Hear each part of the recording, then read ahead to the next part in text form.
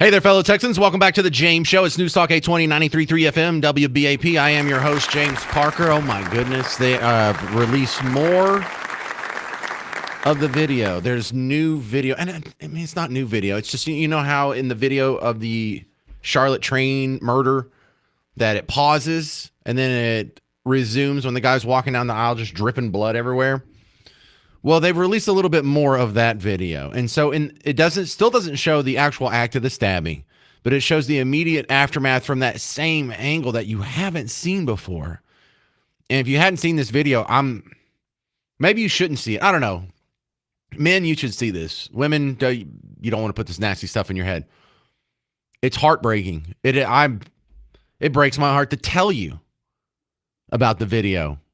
Because what you see is three fellow human beings after the stabbing just sit there and do nothing. And don't render aid. Don't ask if she's okay. Hell, they don't even get their phone out and take a picture. There's a woman next to them bleeding to death, just dying right in front of their face. And the apathy in the train car is inhumane. It is absolute heartbreaking stuff. And it kind of overlaps with so many of the other things we're talking about right now. Like the level of apathy and the moral imperative some people have to avoid all conflict. It was sort of embodied by the Philly Karen. Remember the Phillies Karen, and the dad just wussed out and took the baseball and handed it to the lady? Why? Because he didn't want any conflict. Whether it's right or wrong didn't matter. He was just there to avoid conflict. He didn't want any more problems. Damn what's right or wrong. Damn your principles. Damn the human beings around you. And so we saw that just cranked up to 11 in this new chunk of the video that's released. Maybe you should see this. You know, I went through a spell there right after 9/11 where these people had killed 3,000 of our neighbors. This was an attack on America, and there was a four-pronged attack. It wasn't just like one guy going crazy trying to blow up one building. And for a while there, I wanted to see what it was all about. Who are these people who claim that they're in an existential threat? They're in a holy war to the death with us. And they had the videos that were coming out. Remember that in the aughts? Where some terrorists would have some guys on their knees with a bag on their head, and then they just saw their head off. Now, it's not good for you and your mental well-being to constantly put that kind of stuff in your head. But every once in a while, you need to remind yourself what you're up against here. And if you just go watch the video that's been released today, you won't see the actual stabbing. But what you'll see is she was completely alive. She was conscious. She was in pain. And nobody helped her. No one else in that train car either had the basic human connection or had the guts to allow some messy factor into their life and help a woman who is dying just feet from them. 800-288-9227. Now, at first, the story is the stabbing itself. Then the story was the lack of coverage from the legacy media. Now the story is, okay, you've been kind of forced to say something about it. Now what's their response? Terrible. Absolutely terrible. We'll be covering that over the course of the James Show today because there's just so much. And you'll hear from President Trump in the next segment too. This is Dave in Burleson. You're on WBAP. Yeah, hey, my gut feeling is at the beginning, I don't know if it was really necessary to show that portion of the video. It's just sad to see that girl sit there and kind of understanding what her outcome was going to be. But maybe in another sense, it has to be done for people to understand and finally wake up to see what the F is going on in this country. And let me ask you this. There was 3 black people that left, and that poor white girl sitting there. Where is the cry of racism? This absolutely just tears at my heart. I am just totally fed up with this whole this BS and this crime that's just rampant. Well, I'm sorry, but that's just I am just infuriated. Dave, I think a lot of people feel that way. I share a lot of that too, and actually, I've pulled some great audio that's going to spell it out for all the people who don't get it. But Dave, you definitely need to stick around because I'm covering a lot of that. Dave, what you're bringing up here, the racial angle, I find this one of the great talks we need to have because right now I have audio, and you're making me jump my notes here. But I'll go ahead and do it since brought up a good point here.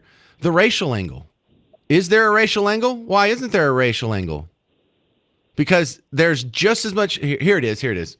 Charlie Kirk was saying this yesterday, and then CNN was responding to Charlie Kirk, and so I've got all these people on tape here, or digital audio file, saying this isn't about race. No one said anything about race. Just because the races are different, that doesn't mean it's racist. Well, dude, there's just as much evidence this stabbing was about race as in the George Floyd death, or the Michael Brown death, or the Trayvon Martin death. Yeah, I know he didn't say any racial slurs before he killed her. I know he didn't have like a swastika or some other overt symbol of racism on his person, on his sleeve, and a patch on his jacket. But there's the exact same amount of racial animus, evidence of racial animus in the George Floyd killing, Michael Brown, Trayvon Martin, pretty much all of the ones that they riot over and that they're holding above your head as emotional blackmail your entire life. That's a great point, Dave. And I'm glad a lot of other people see that because I was going to put this together to make sure other people see it. But I know you do, so thanks for calling in, Dave. Thank you. Bye-bye. So, yeah, I've got all that audio. I've got Van Jones and Abby Phillips in CNN going, what? Who? No one brought up race. How would someone inject race in a terrible tragedy like this? This is what y'all do every day. This is what y'all do with the... What were the George Floyd riots about? Was there not a racial angle there? Where was the evidence that race played any part in that death? Did Derek Chauvin drop a bunch of N-bombs before he put his knee in his neck? No? So, yeah, let's have this conversation. So you'll hear that. But I think more important, the first thing you'll hear when we get back, Donald Trump actually spoke out about it finally. He did some public comments from his desk in the White House. And it's pretty harsh stuff. You're going to like that part coming up next. Donald Trump. 800-288-9227. 800-288-9227. I'm James Parker on News Talk 820 and 93.3 FM WBAP.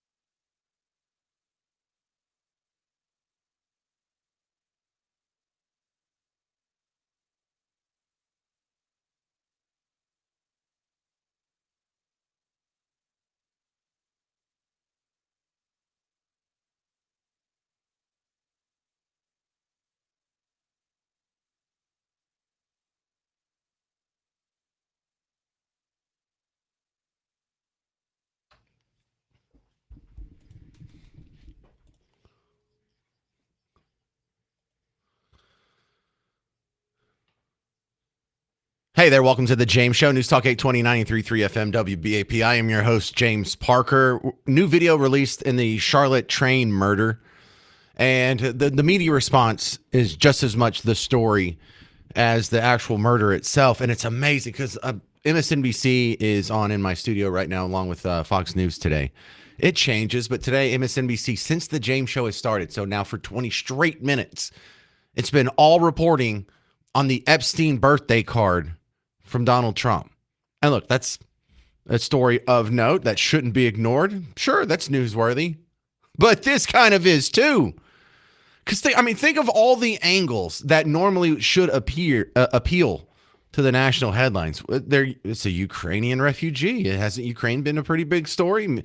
Not just the war the last 3 years, but for the 2 impeachments before that. And so, okay, that's getting ignored, even though these people all had the Ukrainian flag in their bio and they all love Zelensky and they all no interest there. There's the interracial angle.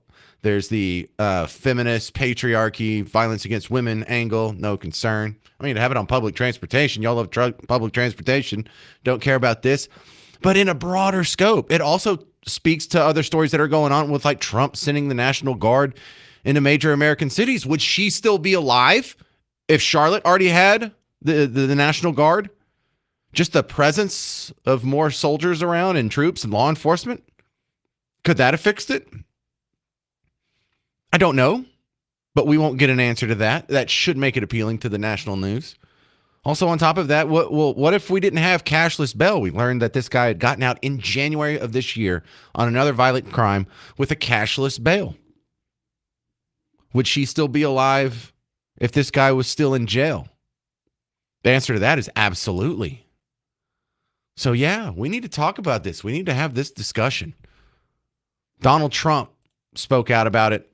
This is about 2 minutes and 20 seconds, but all of it's worth it. For far too long, Americans have been forced to put up with Democrat-run cities that set loose savage, bloodthirsty criminals to prey on innocent people, really very, very innocent people.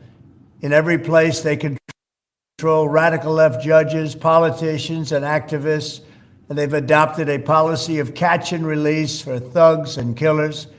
In Charlotte, North Carolina, we saw the results of these policies when a 23-year-old woman who came here from Ukraine met her bloody end on a public train. And here's a picture of it. This is the picture of it. And this is a picture of the woman, a beautiful young girl that never had problems in life, with a magnificent future in this country. And now she's dead. She was slaughtered by a deranged monster who was roaming free after 14 prior arrests. We cannot allow a depraved criminal element of violent repeat offenders to continue spreading destruction and death throughout our country. We have to respond with force and strength. We have to be vicious just like they are. It's the only thing they understand. 24 of the top 25 most dangerous cities in America are run by Democrat mayors. 50 people were murdered in Chicago in recent weeks, with hundreds being shot. And it's time to stop this madness. The people of our country need to insist on protection, safety, law, and order. We have proven that it can be done because we did it right here in D.C., in District of Columbia. The capital of America was a bloodthirsty, horrible, dangerous place, one of the worst. And now it's a crime-free city, and we're going to keep it that way. It can be done. It can happen fast. All we want is, please, Mr. President, we need help. Chicago needs help. Other cities needs help. We'll do what has to be done because we're going to make America safe again, and that includes our big cities. We're going to make those cities safe. Thank you. All right, that was Donald Trump about 2 hours before the James Show started. Let's hear from some of your neighbors. 800-288-9227, 800-288-9227. This is Greg in Burleson. You're on WBAP. Hey, James. Can't help but think about my own daughter. You know, just watching that sorry, I'm getting a little bit emotional here, but it's just so heart-wrenching to know that she existed in her last moments the way she did. And, boy, it's just really tough to watch that. Really, really tough. And I hope that people will absorb it because they need to see it. I'm angry. I'm really, really frustrated for a lot of people and for a lot of reasons. Man, I want my fellow Metroplexers to know that people like me exist. I've got your six. Had I been on that train, I would have stopped that bleeding. I would have helped that girl. I would have unloaded everything in my clip right on that dude's head. That guy would not be existing. And I'm not trying to be hyperbolic. I'm not trying to get my frustrations out here on the phone. I'm being as honest as I can be. I hope everybody out there will take care of your neighbor. Be your brother's keeper, because I am. I'm going to watch your back. I see something like that happening. I may not save your life, but I can guarantee you I'm going to be there in full force. And there are other people out there just like me. I'm not trying to be some hero because I'm not. I'm a family man. I've got a daughter that's a little bit older than this girl who passed away. But, man, I got your back, Metroplexers, and I hope other people out there do too. Well, and here's that's this. all I got to say, Well, man. Greg, I think a lot of society just got the wrong message because Daniel Penny had his neighbors back and made sure that they weren't killed when a crazy homeless guy who was ranting and raving about killing people jumped on the train. And what happened to his life? His life got destroyed for a couple of years. He'll never be the same again. And he got called a villain, and all kinds of the racial angle was certainly thrust into that one by the same people who are aghast, like, oh, who would bring up race at a time like this? You people do. So, Greg, I think a lot of society got the wrong message. Being the chivalrous guy that looks out for his neighbors is frowned upon, according to the legacy media. Then so be it. If that's my lot in life, then so be it. I'll take it. I'm a member of Texas Law Shield, and I'm not trying to do a commercial for them. Right. There are other organizations like it, but I mean, I'm willing to take that risk. I'm not putting up with this anymore. I think there's a lot of us here in Texas. I think there's a lot of us in certain societies, in certain neighborhoods, and in certain rungs of society. That kind of thing's frowned upon. Thank you, Greg. This is Alan in Athens. You're on WBAP. Hey, brothers. Both y'all stole a lot of my thunder. I was thinking of Daniel Penny was the very first one I was thinking of. Mm-hmm. That's what puts a bad taste in people's mouths about trying to help. Because Daniel Penny got drugged to the mud. I'm just like the fellow right before us. If I was on that train or wherever it happened, I don't care where it's at, Walmart, parking lot, anywhere. I see stuff like that going down. I don't care what color you are. If I say it's wrong, it's wrong. I'm gonna draw. I'm a mag dump. Right. Well, and it'll pan out like it pans out. Well, I'm glad people are remembering this, but let's not remember it's not just Daniel Penny. You know, it's George Zimmerman, who was a neighborhood watch guy, who was just trying to keep an eye on someone that was cased in the neighborhood when he got in his fight with Trayvon. It was Michael Brown, who wasn't just stopped because out of some sort of pre-existing racial animus from a white supremacist. He had just strong-arm robbed a gas station and was being rightfully questioned by a cop. No, doing the right thing is a villain too often in media and in modern society. And I think a lot of us are putting our foot down on this one. 800-288-9227. We'll continue with comments on the Charlotte stabbing next on The James Show. News Talk 820, 93.3 FM, WBAP.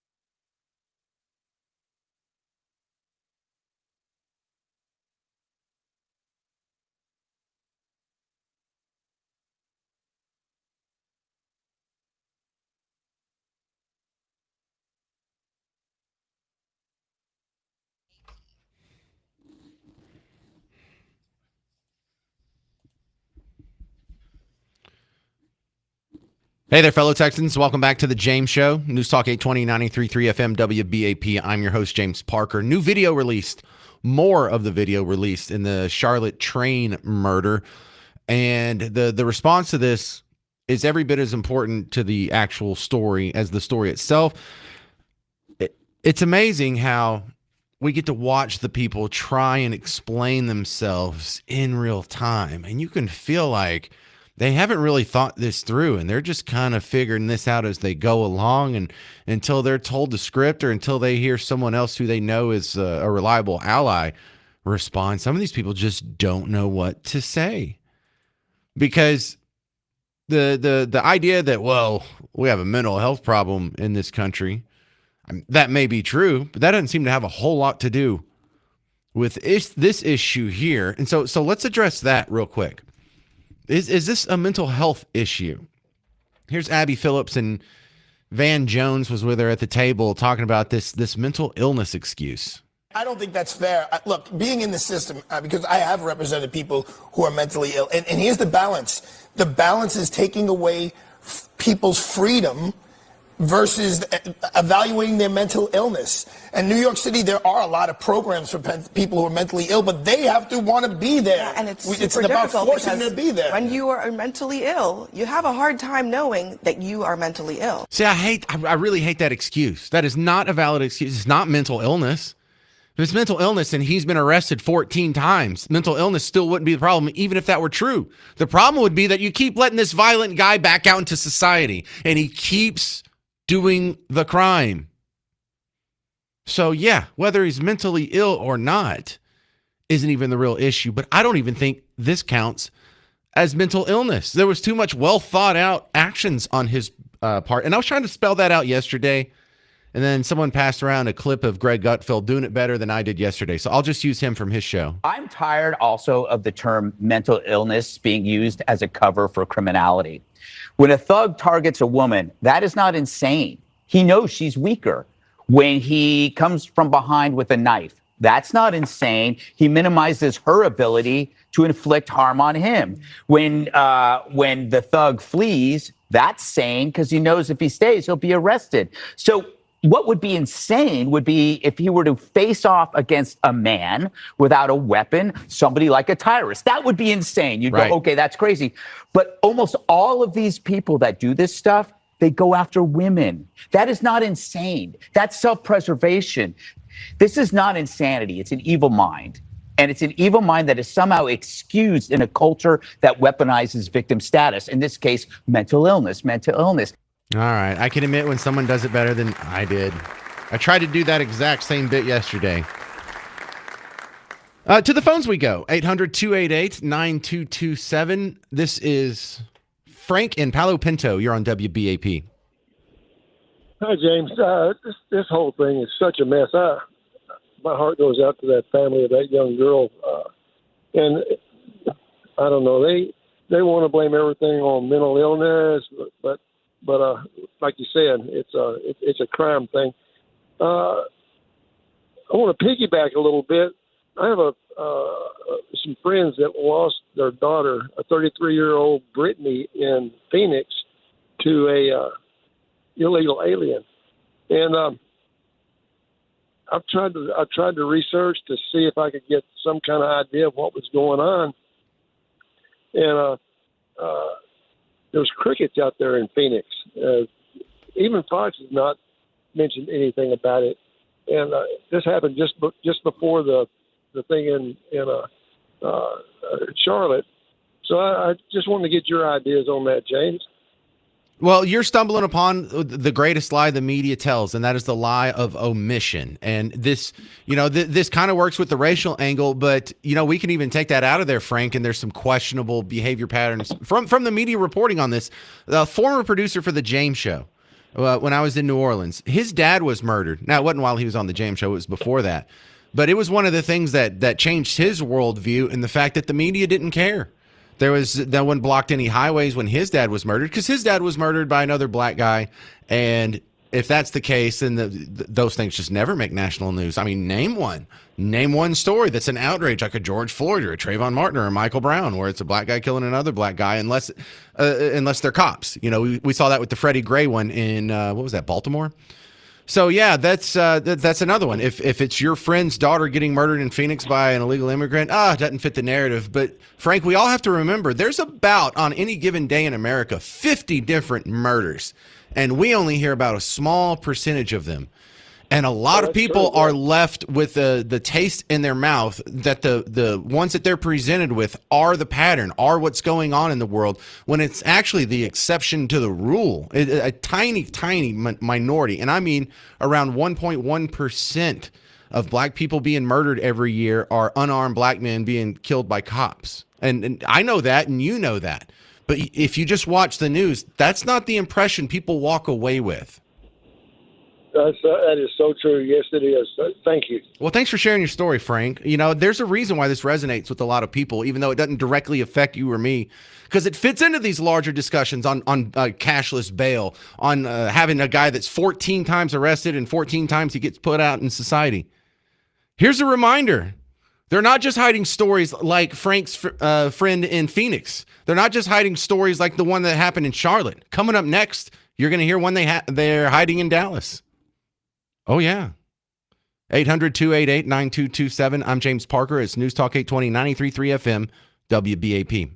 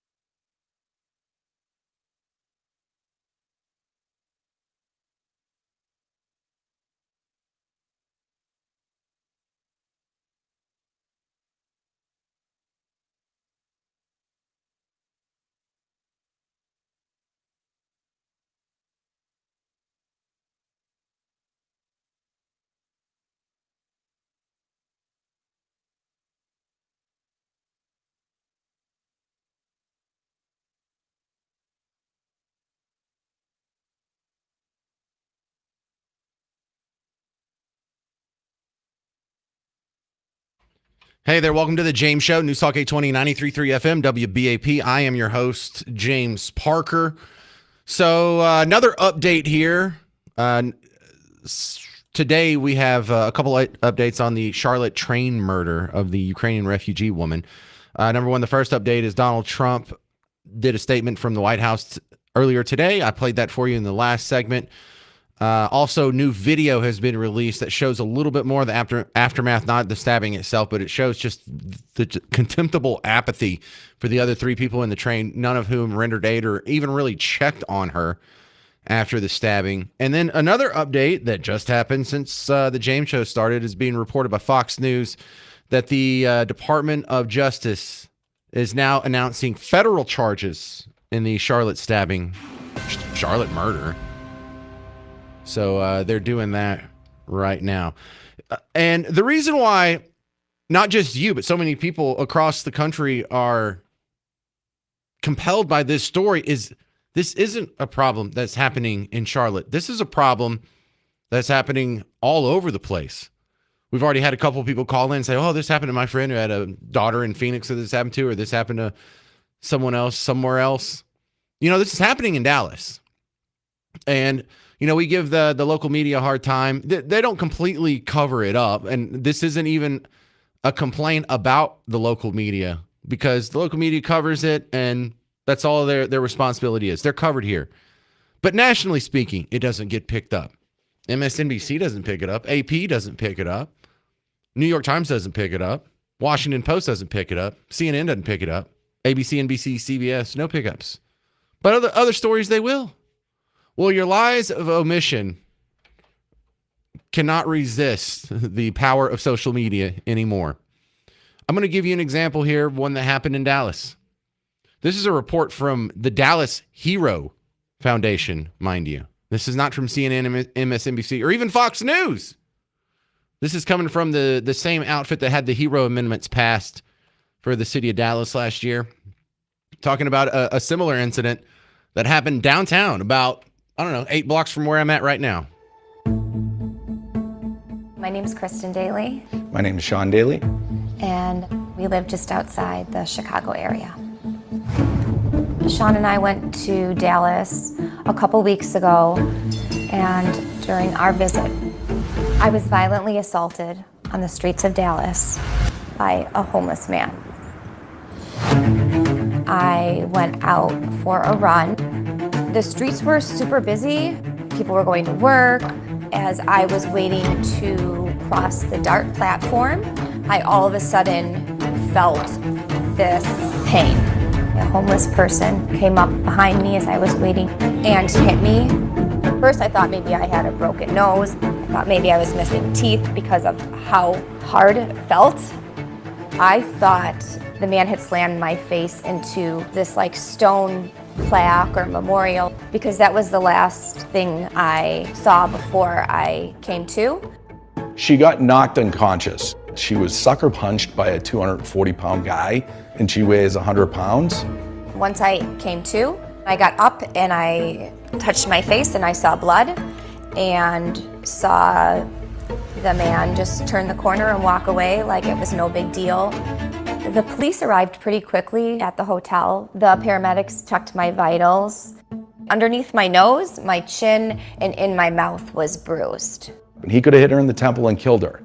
After the incident, there was a woman there that said, "Someone should have warned you. It is not safe on these DART platforms. There's supposed to be police presence because it is that unsafe." This was 8 a.m. in broad daylight. There were so many people on the streets. This wasn't a place or a time that I thought I needed to be so vigilant. There you go. That's in your own backyard in Dallas. This is not a Charlotte problem. This is an everywhere problem. Kevin, North Richland Hills, you're on WBAP. Hey, I would like to dovetail on the two guys that were on your show, okay? And this kid in the Charlotte incident, he needs to be brought out and shot. And I've got a 90-year-old dad. He said, "You know what, Kevin?" I said, "What?" He said, "They need to have public hangings." I said, "Dad, they can't do that anymore." But this guy, and you talked about the mental illness, okay? My mom was mentally ill, okay? She never did anything like that. But the thing is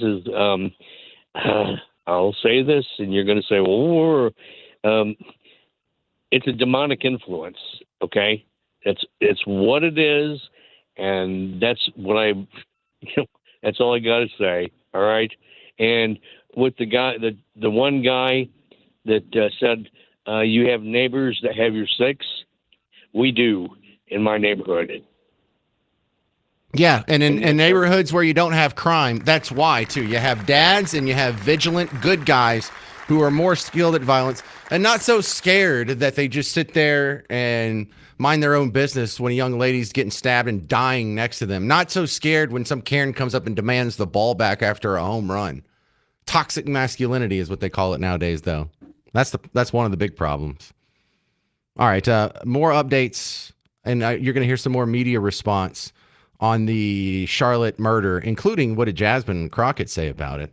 But listen, for those of you who are all-day listeners, are you liking the new show that's on before me, Markley, Van Camp, and Robbins? I've been a fan of these guys for a while, and one of the reasons is they kind of sound like the James Show. It's a little more lighthearted. It's not as political. There's a lot of weird topics about, someone getting too drunk and doing something stupid in Florida. So it's a pretty fun show.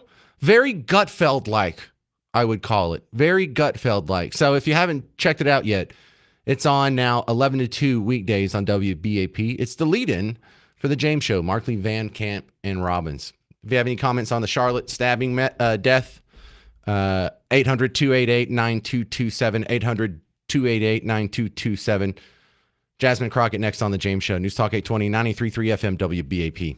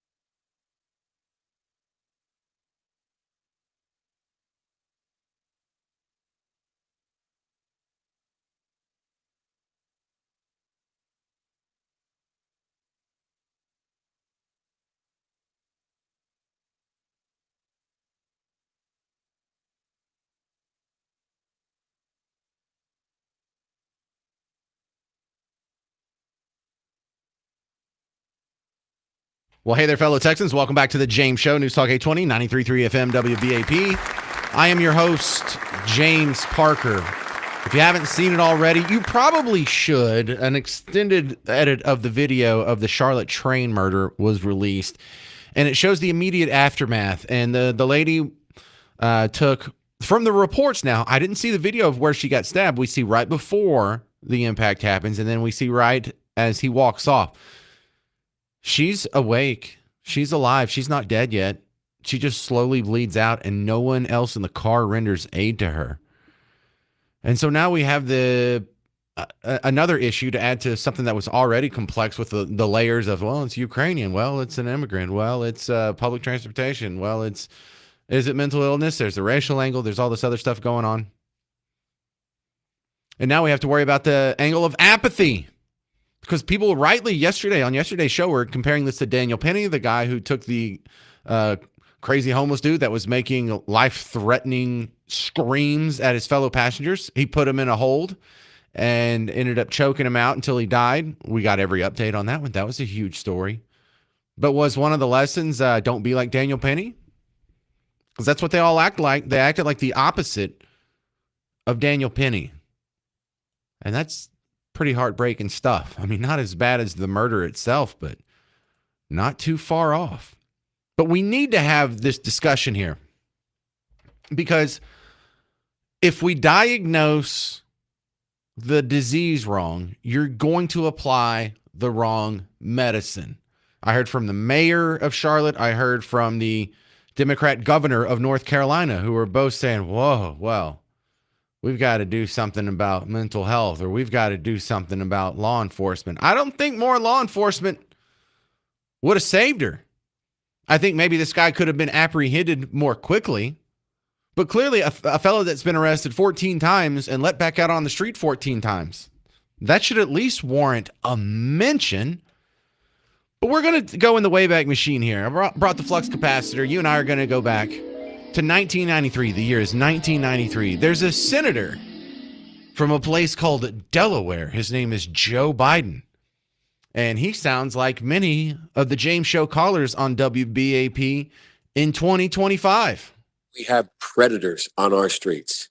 It doesn't matter whether or not the person that is accosting your son or daughter, or my son or daughter, my wife, your husband, my mother, your parents. It doesn't matter whether or not they were deprived as a youth. It doesn't matter whether or not they're the victims of society. The end result is they're about to knock my mother on the head with a lead pipe, shoot my sister, beat up my wife, take on my sons. So I don't want to ask what made them do this. They must be taken off the street. Tens of thousands of them, born out of wedlock, without parents, without supervision, without any structure, without any conscience developing, because they literally have not been socialized. We should focus on them now, not out of a liberal instinct for love, but for simple pragmatic reasons. Does not mean because we created them that we somehow forgive them or do not take them out of society to protect my family and yours from them. They are beyond the pale, many of those people. Beyond the pale. We have no choice but to take them out of society. We must make the streets safer. I don't care why someone is a malefactor in society. I don't care why someone is antisocial. I don't care why they become a sociopath. We have an obligation to burden them off from the rest of society. They are in jail, away from my mother, your husband, our families. We must take back the streets.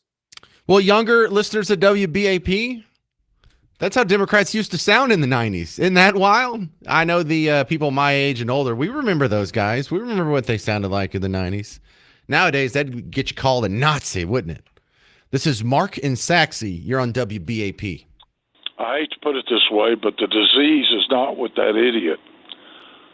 The disease is with us. I remember back years ago when 9/11 happened, there was a whole airplane taken over by a few derelicts with box cutters. That was the official story, with box cutters. Okay, she could have handled herself better where she sat, and we could talk about what she could have done different. And everybody will say, "Well, no, this is America. You should never have to think about stuff like that." Don't. There's lots of ways when you're in public that you can possibly limit your exposure. I think people need to think about all this from here on out. There was enough people there to do something, but nobody did anything, and I'm not surprised. I'm not the least bit surprised. That's heartbreaking, though, isn't it? It's very heartbreaking. It's a killer. It's nuts. This shouldn't happen here, but you're in public. And that's what you have to understand. There's a bunch of people out there, they are not normal. They're not normal. But the disease is not with him, it's with us. We don't have to be vigilantes, but we can take care of this. What are they going to do? Take 15 people to, put them on trial for taking down some person that just went ballistic? I don't think so. Yeah. See you later. Thank you, James. Well, thanks for calling in. That's Mark and Saxy. I feel you. I think the collective guilt idea in most instances is something I shrug off. I'm not responsible for something someone else did, especially in some other time period. But here we are in our own backyard in 2025, and we allow this. This is how we have arranged our society. And I know you and I didn't actively pursue for this to be the dominating paradigm that we all have to live under. But clearly we haven't fought it hard enough. And the next point that if you keep talking on Mark and Saxy's line of thought there is, you're right. That was a turning point, though, on 9/11. The first three planes that crashed were taken over by guys with box cutters. When the fourth plane found out what's going on, box cutters weren't enough to take over a plane anymore. Why? Because grown men decided that's not the rules. This isn't how we're going to live anymore. If we're going to die anyway, we might as well take this plane down now before we get over a major population area. And you know what? Not one plane has been hijacked since. Has it? And it's not because TSA caught all the box cutters or caught all the terrorists. TSA hasn't caught one terrorist, period, point blank, end of story, in the 24 years of its miserable failed existence. We don't have hijacked planes anymore because we don't put up with that crap anymore. Not since Flight 93. We learned that lesson. Is this going to be our Flight 93? 800-288-9227. Coming up next, you'll hear from my friend Alex from Young Voices on this and how this kind of correlates with the deployment of the National Guard. 800-288-9227. I'm James Parker on News Talk 820 and 93.3 FM WBAP.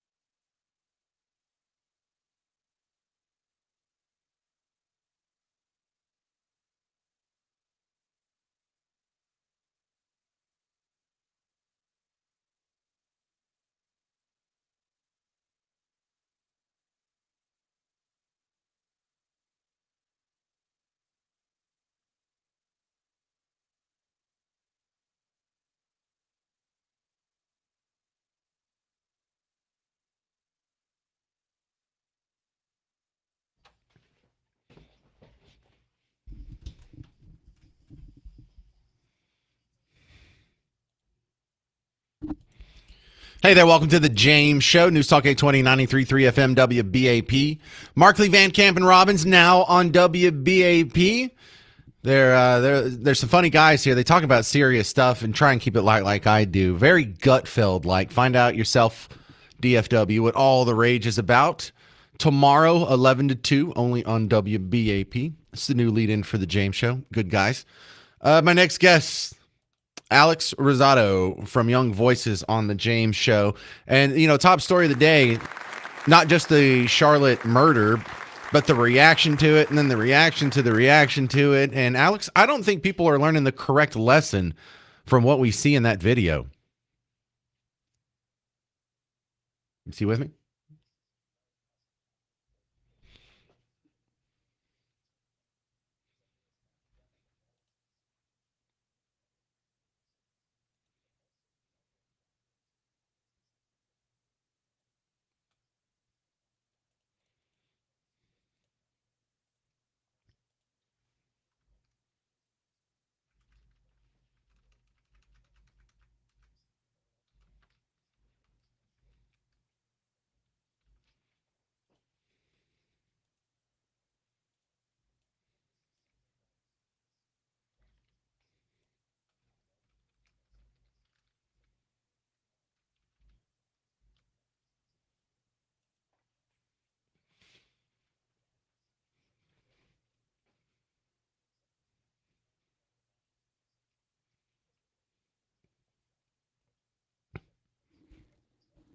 Yeah, and we were just saying right before you came on, it's very important that we diagnose the disease here correctly so we get the correct medicine. Because I believe what you say, we shouldn't be letting these guys out. If this fella had been arrested 14 times, a few of those have been violent crimes, and he gets released back in society. We learned that he was released in January on a no-cash bail. So if that's the diagnosis, then the fix, the medicine's pretty easy. Stop letting violent people back out on the streets. And these the people that push no cash bail, the DAs that are light on these people, and the judges that are light on criminals, there's your problem.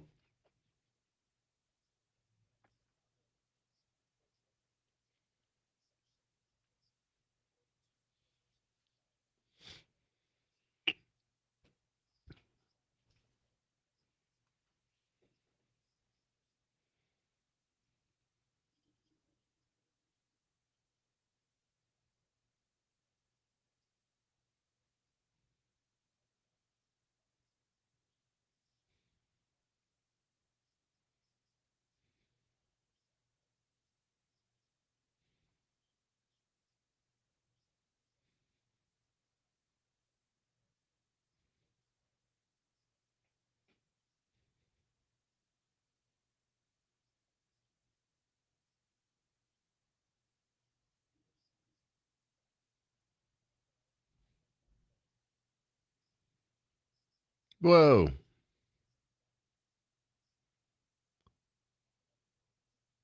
That's half. Half of them don't get immediate assistance. Half. Okay, that's terrible stuff. Alex Rosado, Young Voices. You know, the claim that, well, we just need a few more officers on the street, or we need some more mental health resources. I'm not sure if either one of those would have stopped what we saw in Charlotte.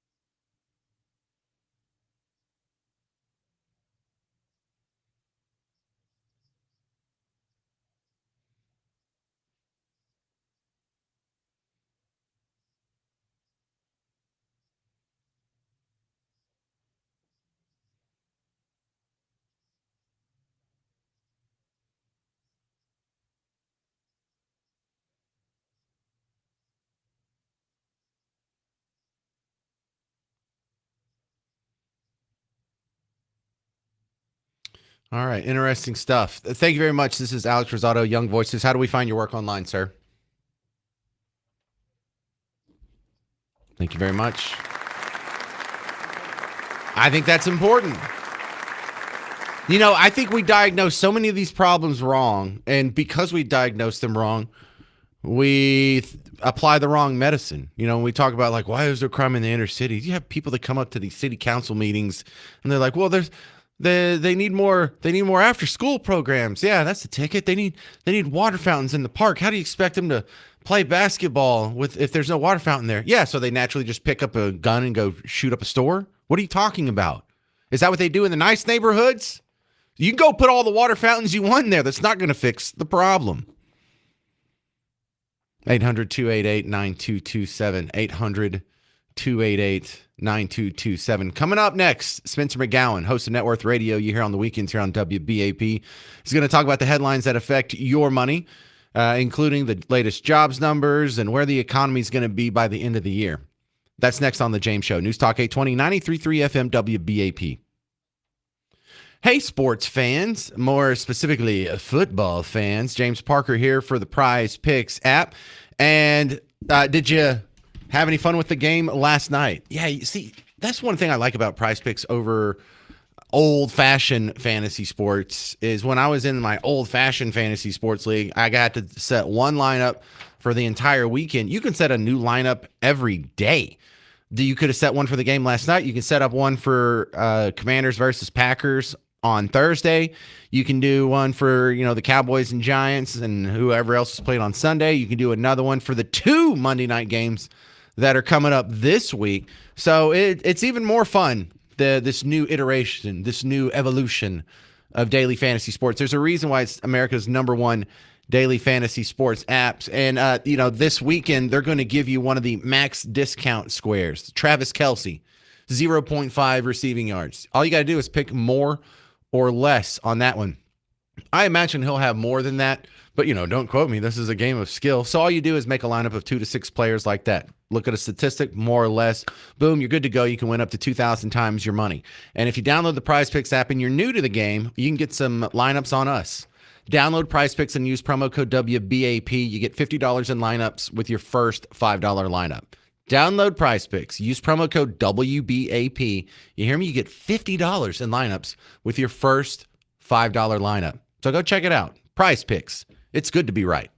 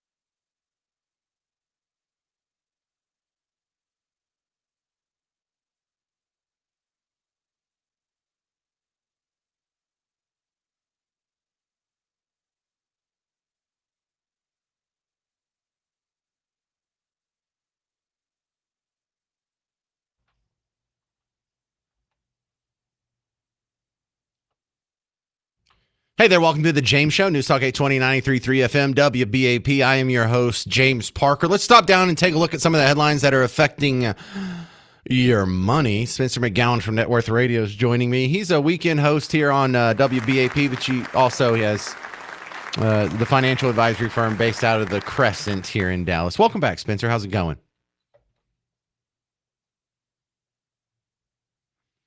What do you mean? Which part? Are you talking about the market that just closed, 5 minutes ago?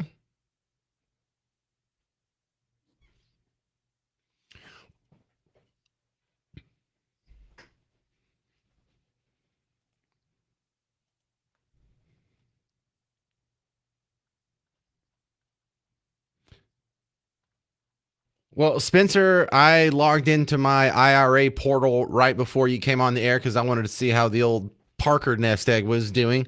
And I, too, reached an all-time record high. So, well, thank you. Thank you. It's kind of easy. You just stay in the market and watch it go up.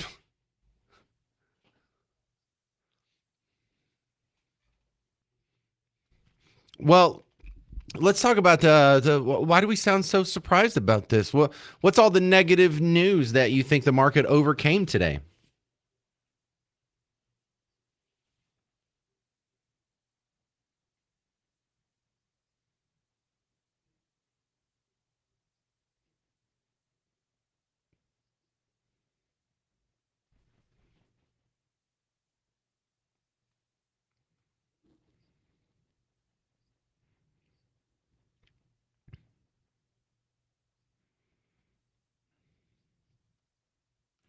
Man, Oracle is so amazing, Spencer. The one thing I do have some sort of training in is in the tech world. I went to college for computers, and Oracle has been the backbone of all the databases since I was in college. And even when Microsoft or Amazon, they come up with their own little web services like Microsoft Azure and things like that, it's still built on the backbone of Oracle. And I don't know what is so special about this company or Larry Ellison's software, but apparently it is just unshakable. And that's almost unheard of in the tech world. Usually you have, like what was AOL's lifespan? 30 years, and eventually you'll get timed out.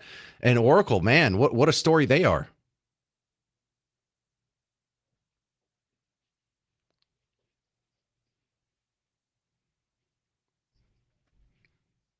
Oh, yeah, but I didn't have an IRA going back in 87, Spencer. We're talking with Spencer McGowan from Net Worth Radio. Now, we're also expecting the Federal Reserve to cut rates, and it's getting to the point to where the consensus is so overwhelmingly in agreement that they're going to cut rates that the conversation is now starting to shift to by how much will the rate be cut?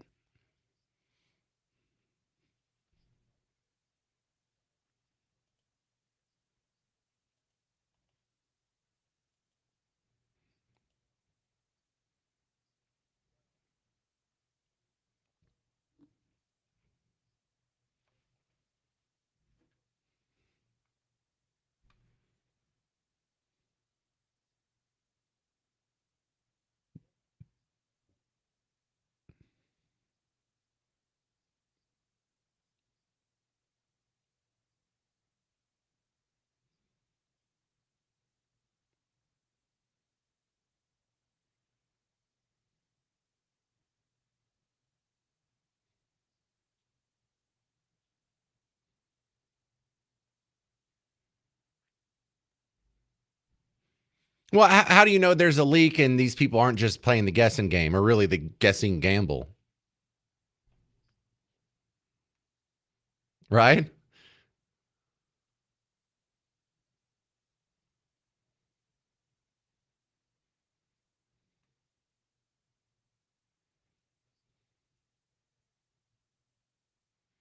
All right, we're talking with Spencer McGowan from Net Worth Radio. When you see the markets like this, they're at all-time highs, and we're always told buy low, sell high. Should we be selling? Yes, that's a beautiful euphemism in the financial planning world for selling, raising cash.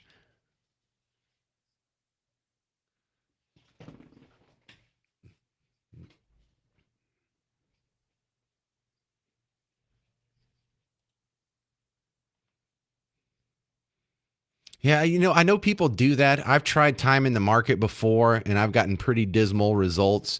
So I'm a guy that just auto draft out of my account, put it in there. I'll decide where it goes. But for the most part, I just ride it up and down.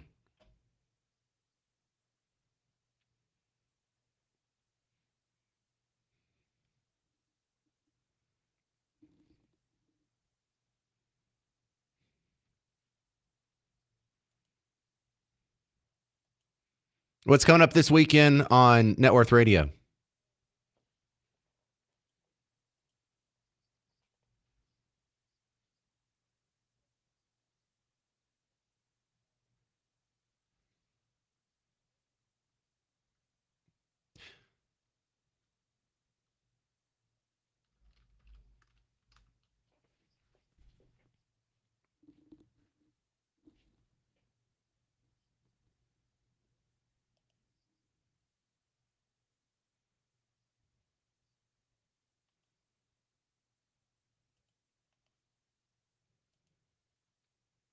All right, Spencer McGowan from the McGowan Group Asset Management. You hear him on the weekends here, Saturdays at 7 or Sundays at 3. And also, you hear him on the James Show doing the daily market report, 7 a.m., 4 p.m., 7 p.m. It's the great Spencer McGowan. Thank you for your expertise on the James Show, sir. Yeah, I need to read up more on that BLS story, Bureau of Labor Statistics, because the more people like Spencer tell me about that, the more suspicious it sounds. Coming up next on the James Show, we have imams in the state of Texas who are now petitioning to get alcohol sales banned in their neighborhoods. Why? Because it offends the delicate sensibilities of their religion. Sharia law coming to Texas next on the James Show. News Talk 820, 93.3 FM, WBAP.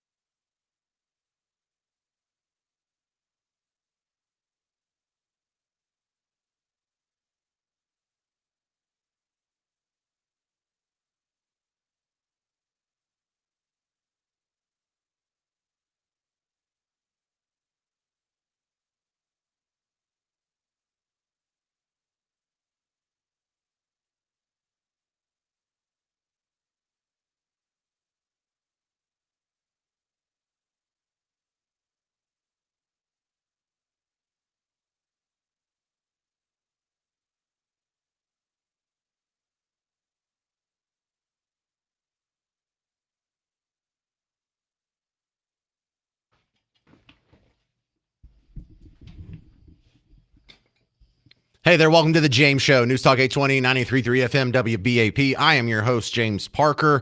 Markley, Van Camp, and Robbins now on WBAP. And look, they're not the same as so many of the other shows in the talk radio space where it's just some guy yelling about politics. They do a lot of offbeat topics, a lot of comedies thrown in there, kind of unconventional with a few laughs thrown in with the serious topics. Find out for yourself, DFW, what all the rage is about tomorrow, 11 to 2. Only on WBAP. Now, let's look at some news here in Texas that I think will get your attention. Did you hear about the imams in Houston? They're protesting alcohol being sold at the stores in their neighborhood. And this isn't happening in a vacuum. This is what so many people are concerned about when you hear about the epic city that's being proposed, the Sharia-only communities that are trying to get built here in North Texas, in our backyard. The concern is that this is just the foot in the door for Sharia law. And you're seeing this in Houston. Whenever they get their own little neighborhood, what do? They want to set up Sharia law. They may not tell you that to begin with. Oh, no, we're not here. We'll follow all the laws of the country. Everyone's going to have their full complement of individual and civil rights. But then when they get into positions of power, where has that worked out anywhere on planet Earth? Show me a Muslim majority country on planet Earth where citizens have their full complement of human rights, where they have freedom of speech, where they have freedom of movement, where they have freedom of religion, where minorities and gays aren't oppressed. Name one. Turkey? No. Iraq? No. Saudi Arabia? Oh, hell no. And so this is what we're suspicious about. Even if you're someone who doesn't drink alcohol, and I most certainly do, this should be of concern because other people should be able to have that right. But this is happening in Texas. This is actually happening in a neighborhood in Houston.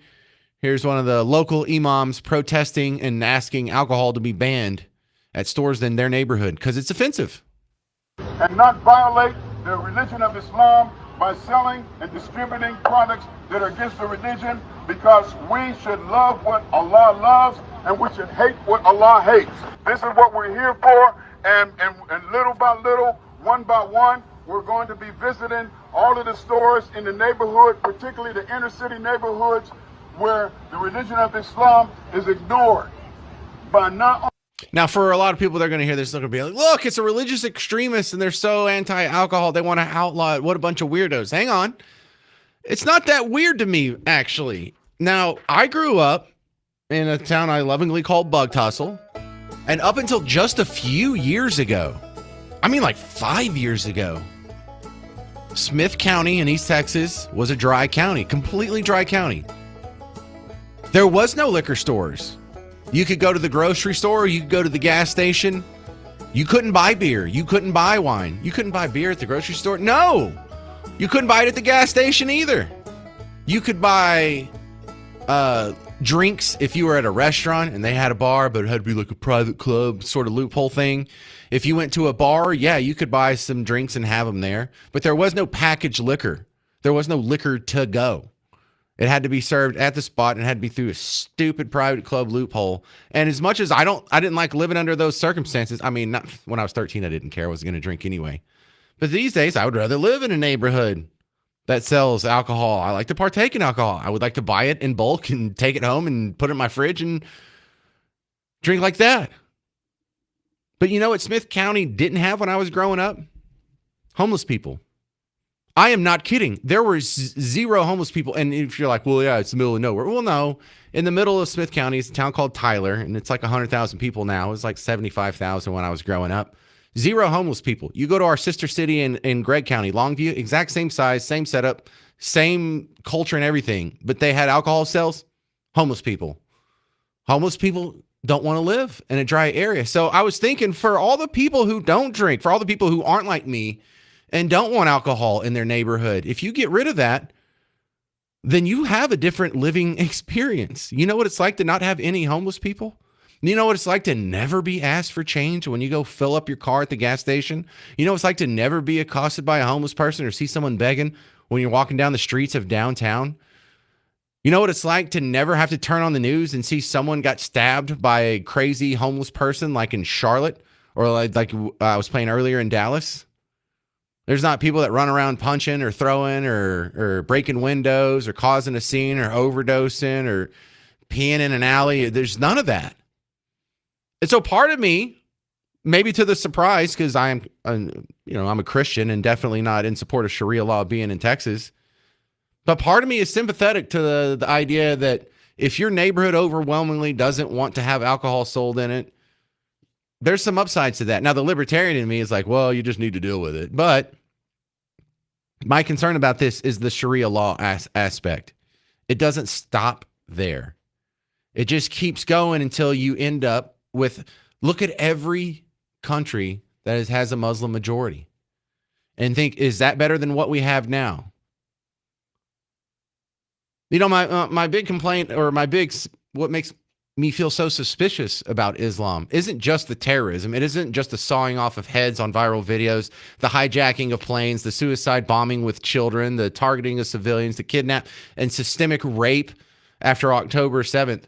It's also the little things, like culturally speaking, that the Muslims that I have befriended here working in Dallas over all these many years, they're far more secular and don't necessarily follow the trends and mores. But for the people that are really hardcore Muslim, I'm suspicious of you if you don't like bikinis.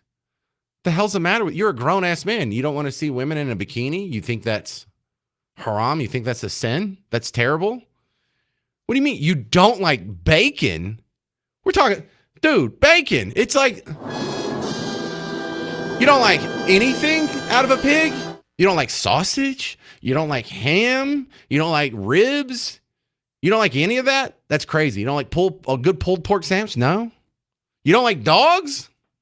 What's the matter with dogs? They're unclean. Got it. But dogs are our bestest friend in the world. I don't want to live the rest of my life keeping dogs at arm's length. I have dogs that sleep in my bed. I love kitty cats too, but that being said, that's what I'm suspicious about. I am suspicious of the man who doesn't like bikinis. There's something wrong with you. And I don't mean that's not a gay thing. It's a religion thing. It's like your ideology is going to run you into a miserable life. No wonder you people have so much strife on that side of the world. You know how much more the hot beds of terrorism would probably quieten down, you know, in the hinterlands of Syria and whatever's going on with the extremists in Saudi Arabia and Iran and Iraq and Afghanistan. If you saw a girl walk by in a bikini, doesn't that just sort of etch a sketch your brain? And you're like, I don't even remember what I was talking about. Were we upset at each other? I think we're going to blow something up, but I'm so not interested in coming up with the new IED design. I think we need to go to the beach. What's her name? Right? I think we'd all be a little bit happier if we stop taking the things out of the life that make me happy. Because think of how miserable Parker would be, and I imagine how miserable you would be if you took away all dogs, if you took away all bacon, if you took away all bikini, and if you took away music and dancing and alcohol. I'd be a pretty miserable dude. 800-288-9227. Is Sharia law coming to Texas? It's trying. Are you going to let it? Still to be determined. That's coming up next on The James Show. News Talk 820, 93.3 FM, WBAP.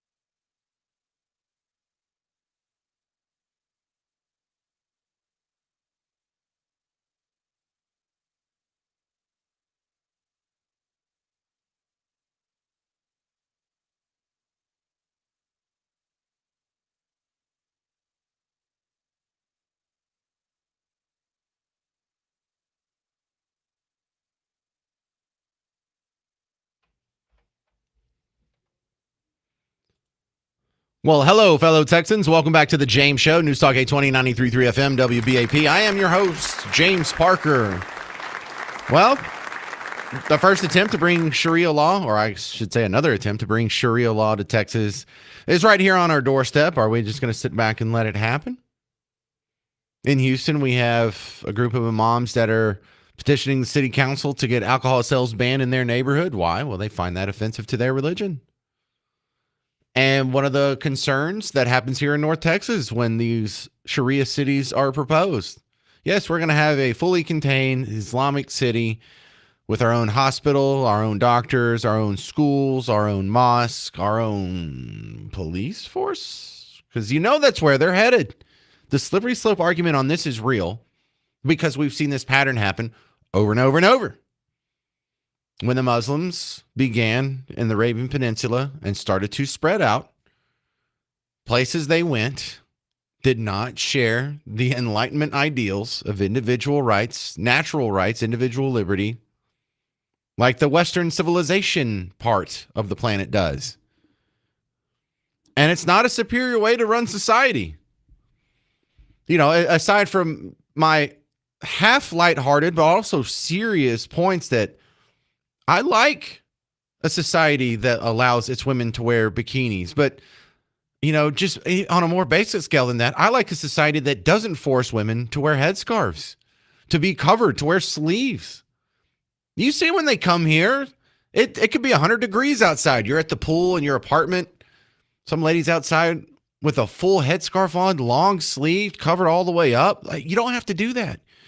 You made it to America. You're free now. I know that's not comfortable. I know that's not your preference voluntarily. I know you're kind of being forced and cowed into this. You don't have to do that anymore. Well, that's not the future I want for my daughters, my granddaughters, and their daughters. I want them to be able to wear whatever they want. I want them to be able to speak and say whatever they want, go wherever they want. I want them to have the full complement of rights they have now. And whenever Muslims become a majority in any jurisdiction, those rights are stripped away. They don't even have to be the majority in the entire country. Look at what's going on in Chechnya, in Dagestan, in Russia right now. Women do not have their full complement of rights within the Russian Federation that they even have elsewhere in Russia, just because what? The majority of those jurisdictions follows this ideology. And let's not focus on the fact that it's religion. Any ideology that seeks to curtail your individual choices down to this level, I find just antithetical to the Constitution and individual rights. You know, like a non-religious comparison would be the environmentalist. Yes, we live in a free country, but you don't want to let me choose what kind of straw I have. I have to go get permission from you and my betters to what? Burn oil? You want to do carbon credits? So I have to pay for the privilege of using energy and burning fossil fuels? No, there's ideologies that are non-religious that seek to curtail and control your individual decisions way, way beyond what the Constitution allows. And whether it's a religion or an ism, I'm against all of it. So don't make this some sort of anti-Islam and religious bigotry situation. No, this is still based on the Enlightenment ideals apply whether it's a religion or not. 800-288-9227. Todd in Fort Worth, you're on WBAP. Yes, sir, James. I'm not understanding why you don't like the burkini. Yeah, that's terrible. That is absolutely terrible. It's pretty attractive. No, but I've been following the news of the Epic community up here in Plano. Yeah, East Plano Islamic Community, EPIC is the abbreviation for that. And they have a big, or East Plano Islamic Center, I should say. And they have the, and I know you know this, I'm just filling everyone else in who isn't yes, sir. Up on this. They have plans for a new sort of subdivision that they're going to be building out just east of the lake on the other side of Plano. And that's what our buddy Todd's referring to. So yeah, let's get up on that now that everyone's caught up on it. Yeah, I think they're going to get that through. And I mean, I think whatever people that want to live the same whatever life or whatever, but they said that non-believers can move in there, but that's not going to happen. There's going to be no liquor stores. There's going to be no freedom. and it's just a takeover. It doesn't make any sense. Well, listen, this is something that, as a libertarian, there should be a little bit more struggle than I have on this. I don't have a struggle on this because show me a place where that's happened. Show me a place where Muslims have created their own community and they're the majority and they control all the levers of power and women still have their full complement of human rights. I'll wait. Where is it? Yes, exactly right. And I love that you're a libertarian because I'm on the same page with that. Let people do what they want to do, but they're not going to let people do what they want to do. Well, and there's like I don't mind when other religions make their compounds and do their own rules. Like we all remember the David Koresh outside of Waco, the Branch Davidians. They went out and they got a compound, and I don't know what they were doing in there. I don't know if they were, shaving their heads or sharing their wives, but I know they were buying an arsenal, and I was never concerned with that. Because why? Branch Davidians and people who follow those religious practices, they never shoot up the Pulse nightclub. They never hijack planes or blow up buildings or saw off an infidel's head or send their kids into a pizza parlor with a suicide bomb. It's as weird and strange as I find some of the cult practices to be, as long as they're not destroying the outside world or having any negative impact on anyone outside the cult, I don't have a problem with it. It's all the head sawing that I have a problem with. There. Yeah. I think you have a good point there, but I did grow up Mormon, and then that weird, what's his name, that came down to Texas, then he was doing bad things with young girls. Yeah, hey, you want to do pedophilia? Fine, go to jail. But they're not sawing off anybody's head. They're not blowing anything up, and I don't know. It's a whole thing, and I think it's really cut and dry. We just have a society here that, just like the dude who gave the baseball back, they're willing to sacrifice their ideals and their principles just to avoid conflict, just to not have a fight, just to not tick anybody off or be seen as a bad guy. And that is wrong. 800-288-9227. 800-288-9227. More on Sharia law attempting to get a foothold in Texas on the James Show. If you got your thoughts on this, call in 800-288-9227. I have a couple good calls lined up on the James Show. News Talk 820, 93.3 FM, WBAP.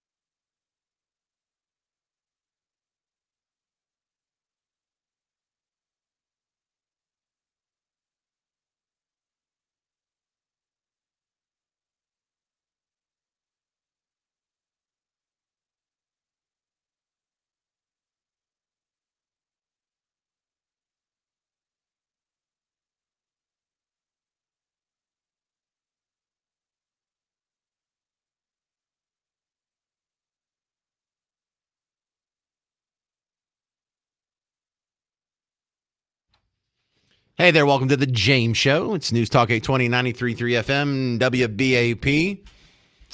Did you hear this imam in Houston? He's asking people to not sell alcohol in his neighborhood. Well, I shouldn't say it like that. He's not asking them. He's asking for alcohol sales to be banned in his neighborhood. Why? It offends his religion. Oh. And not violate the religion of Islam by selling and distributing products that are against the religion, because we should love what Allah loves and we should hate what Allah hates. This is what we're here for, and little by little, one by one, we're going to be visiting all of the stores in the neighborhood, particularly the inner city neighborhoods where the religion of Islam is ignored. By not Yeah, you know what? My God actually turned water into wine. My God actually likes bacon. Well, I don't think I should, if I need to love the things Allah loves and I hate the things Allah hates. No, I like bacon. And you're not going to change me on that.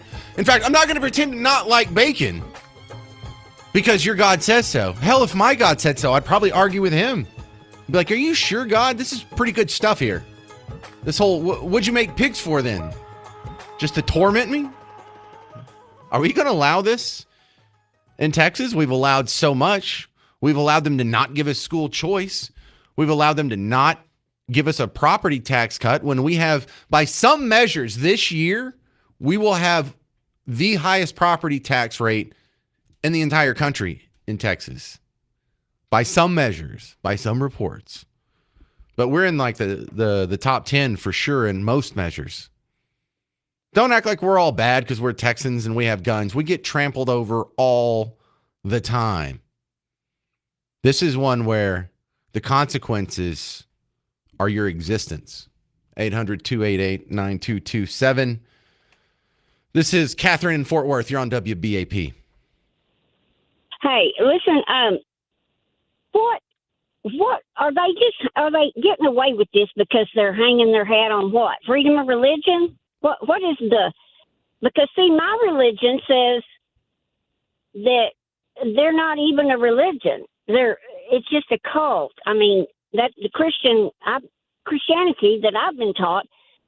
I mean, if I wanted to be a real smart aleck, I could have led with, what is Allah? What does that have to do with anything? That's like worshiping a statue or something. I mean, well, it's not a religion you recognize, but it is a religion. Well, yeah, you could religiously worship cars. Or religiously take a bath. I don't know. It's just No, I like the attitude here because, he says that as if we're supposed to be like, oh, well, if Allah said it, then I guess we'd better do it. But, this is how the atheists feel when we talk about Jesus and our God in the Bible is like, well, I don't believe in him, so I shouldn't have to follow those rules when it comes to, the homosexuality or abortion or gambling or the THC ban or whatever the religious conservatives are trying to restrict over here.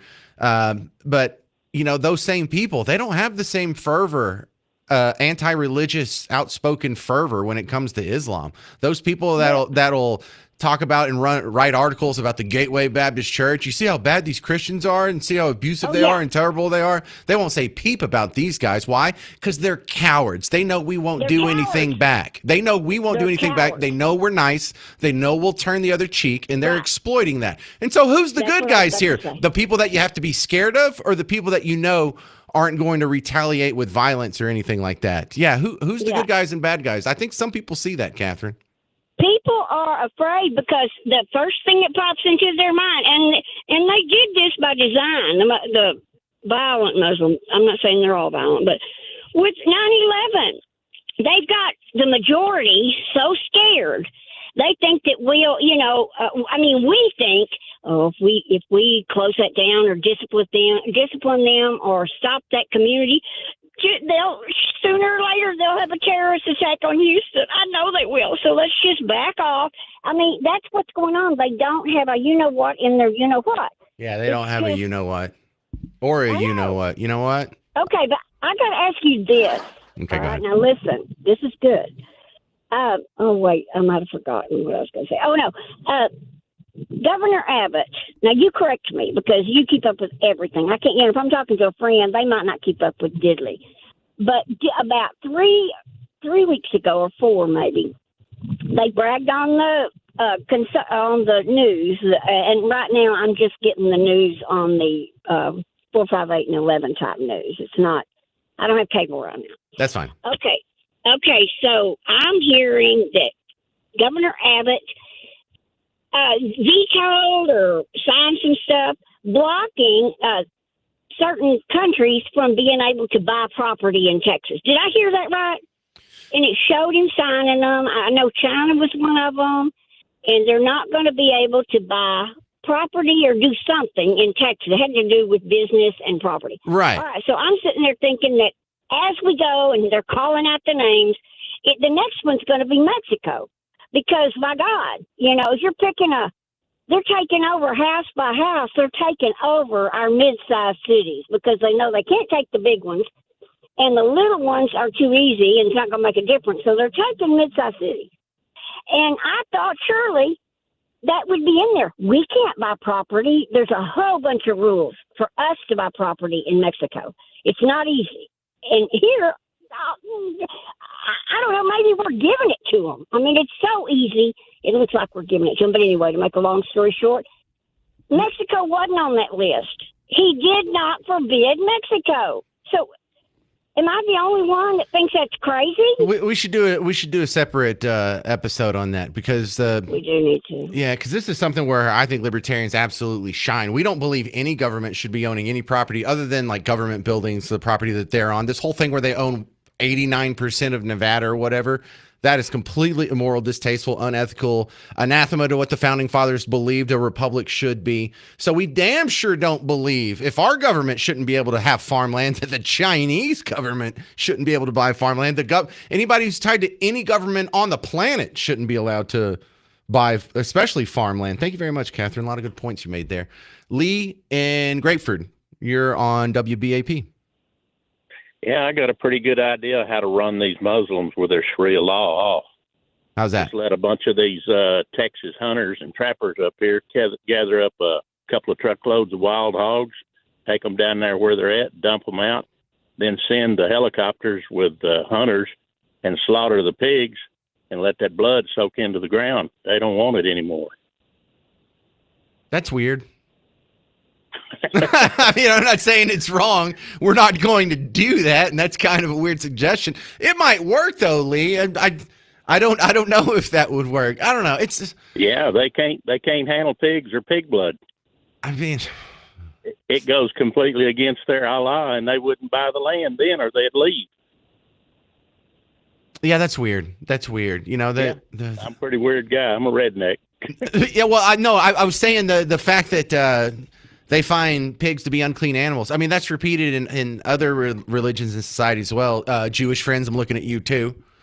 But also, I don't know, they just have a bunch of weird rules that, like, you don't like dogs? Who the hell you don't like dogs? What's the matter with you? We're talking about dogs. You like dogs. You don't like bacon. You don't like bikinis. You don't like dancing and sexy music. And you don't like... Yeah, that doesn't sound like a very fun society to live in now, does it? But whether it's fun or not, it definitely runs afoul of the Constitution. It definitely runs afoul of individual rights, the Enlightenment ideals of our founding fathers.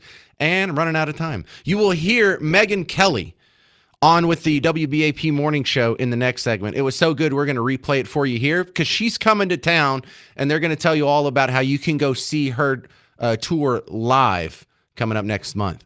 I'm James Parker. It's News Talk 820, 93.3 FM, WBAP.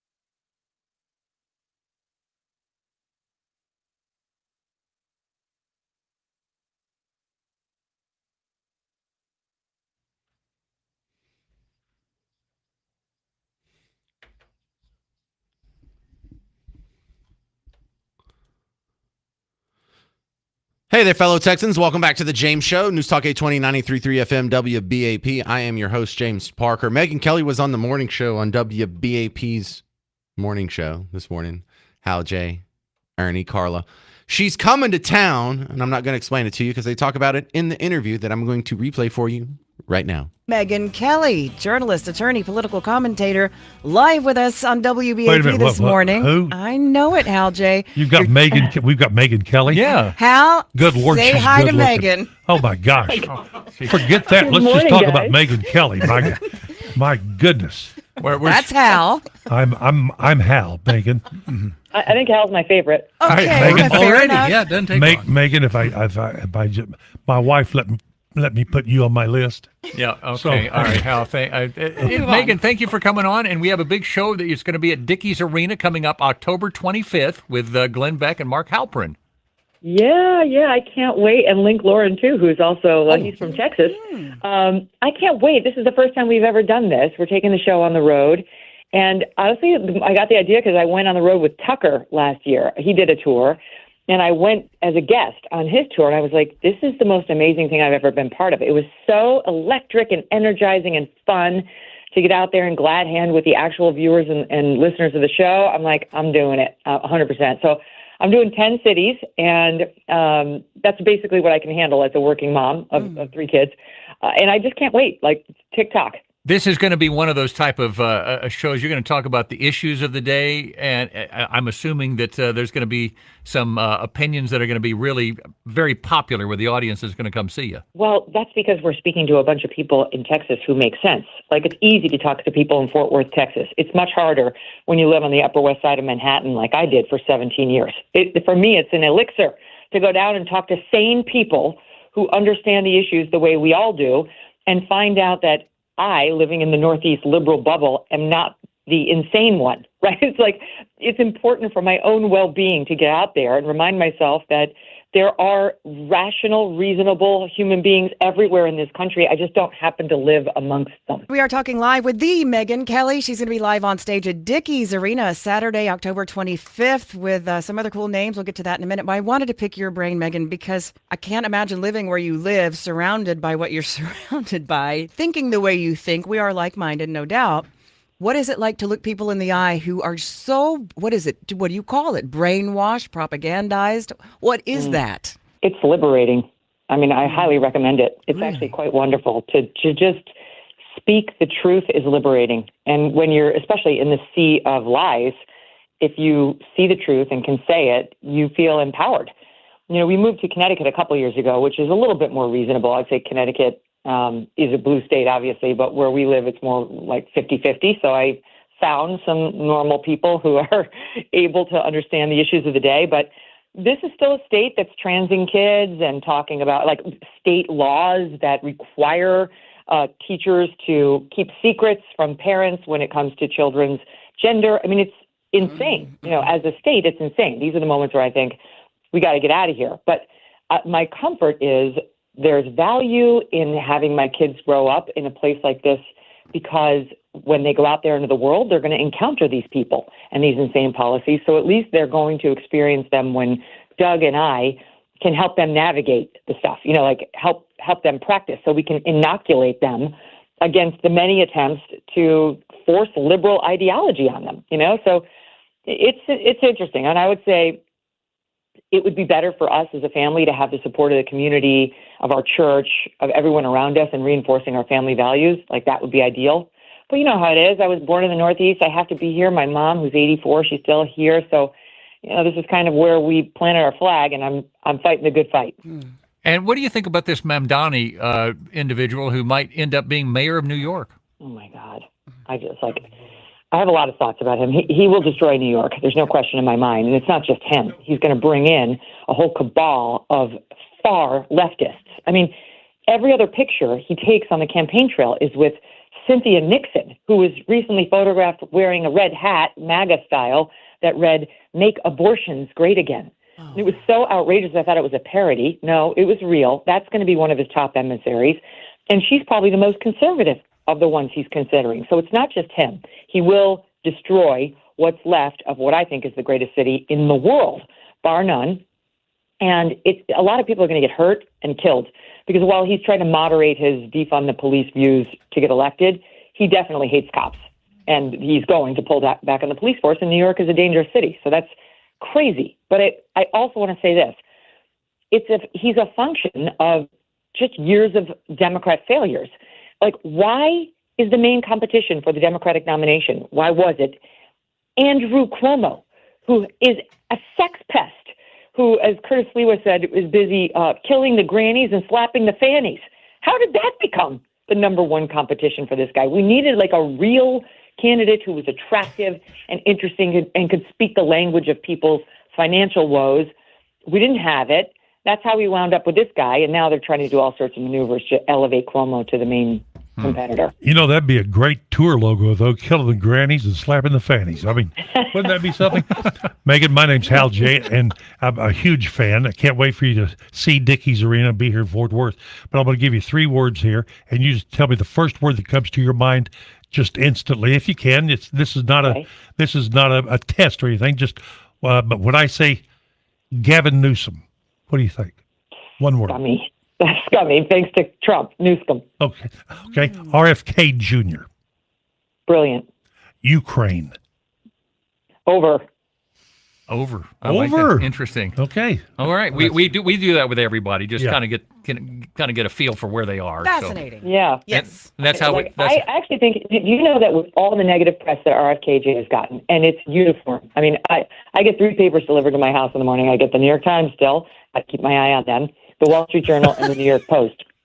And all 3 feel the same about maybe 1% of issues. And Bobby Kennedy is one of them. They all hate him. Wow. He gets uniformly bad press, and yet he's Trump's most popular cabinet member. There was just a poll out on this. So the people have seen through the trusty experts nonsense that gets shoved on us on every corner, and they understand this guy is out there fighting for us in a way nobody has been when it comes to fighting chronic disease, especially with kids. Yeah, it's about Okay. time. We'll see you in Fort Worth. I have beer and enchiladas for you waiting. It is a date. Okay.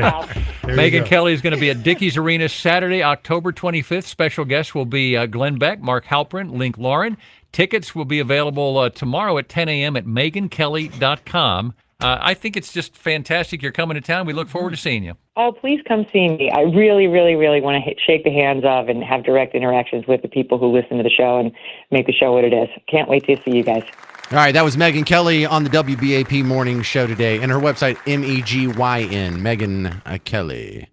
We got some final thoughts here on Islamic law coming to Texas next on The James Show. News Talk 820, 93.3 FM, WBAP.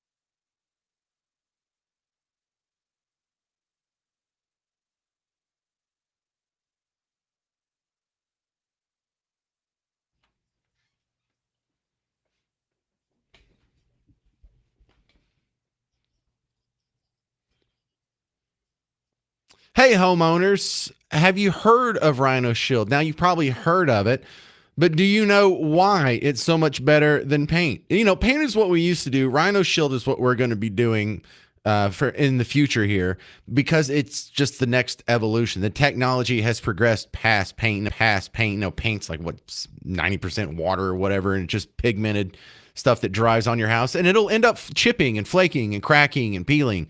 We don't have to do that anymore. Rhino Shield resists chipping, flaking, cracking, and peeling. In fact, you're going to do Rhino Shield and then never have to worry about it again. Never repaint your house again. And it sticks to everything. If you want to cover your bricks, if you want to cover your hardy board, wood, metal, aluminum, stucco, no, doesn't matter what it is.